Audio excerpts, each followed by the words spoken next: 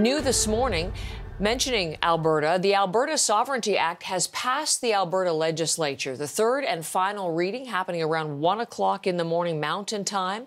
So it's a change because the bill is now stripped of the sweeping powers for Premier Danielle Smith's cabinet that caused so much controversy.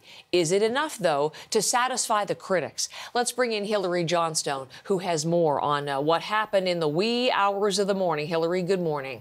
Good morning, Heather. Well, those lawmakers, members of the UCP caucus, rose, as you say, shortly after 1 a.m. local time and gave themselves a standing ovation after that third and final reading of the bill. As you say, there have been some amendments here, which means that the final word on lawmaking will rest with the legislature rather than with cabinet. Now, there are still a lot of criticisms, of course, of this legislation, including another change that was passed, which will narrow the definition of what is considered to be harmful when you're talking about Alberta's perceived intrusion by the federal government into that provincial jurisdiction. So there is, of course, still a lot of criticism here. But we did hear from the Premier, from Danielle Smith last night, speaking about this, also addressing some criticisms of this legislation that investors may look elsewhere rather than Alberta. Here's what we heard from the Premier. They're projecting that there would be unprecedented capital flight. Well, it'd be hard to beat because there was unprecedented capital flight when they brought through the climate leadership plan. And I don't know why it is they felt that they needed to suck up to Ottawa. It's not like Ottawa is a national government. The way our country works is that we are a federation of sovereign, independent jurisdictions. They are one of those signatories to the Constitution, and the rest of us are signatories to the Constitution and have a right to exercise our sovereign powers in our own area of jurisdiction. Now, Heather, this bill will allow the Alberta government to do things such as directing municipalities, health regions, schools, and city police forces to resist implementing federal laws. As you can imagine, there's still a lot of reaction to what all of that's going to mean.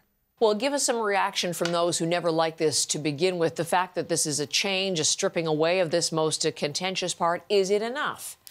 So what we've heard from the opposition NDP, they called it a hot mess express. That was a direct quote from the finance critic. But we also heard from the NDP leader here, Rachel Notley, who had a lot to say about it, that she still has concerns, that she does not think it is going to be effective. Also promising that during Alberta's next provincial election, which is coming up at the end of May, that if the NDP were to win, that they would get rid of this, that they would scrap this. Now, we've also heard from First Nations leaders on all of this, from First Nations chief, who are also calling for this to be done away with, saying that federal laws are needed to protect the environment, for example. So here's a little bit of what we've heard. When legislation like this comes forward, the Sovereignty Act, the SAS First Act, and without consulting First Nations first, that's just disrespectful. And we are tired of being disrespected. Albertans, Canadians, treaties people should consider the implication of an act that envisions the rejection of shared regulations and legal obligations. This is a warning to Canadians. If you care about these lands, if you care about your country, you should care about this bill. So, Heather, just a little bit, pardon me, of what we have heard so far. But of course, since this was all approved in the early hours of this morning, it would seem likely that we'll hear even more reaction as more and more people begin to wake up to the news that it has passed later today. Okay. Hilary, thank you so much. You. Hilary Johnstone there from Ottawa.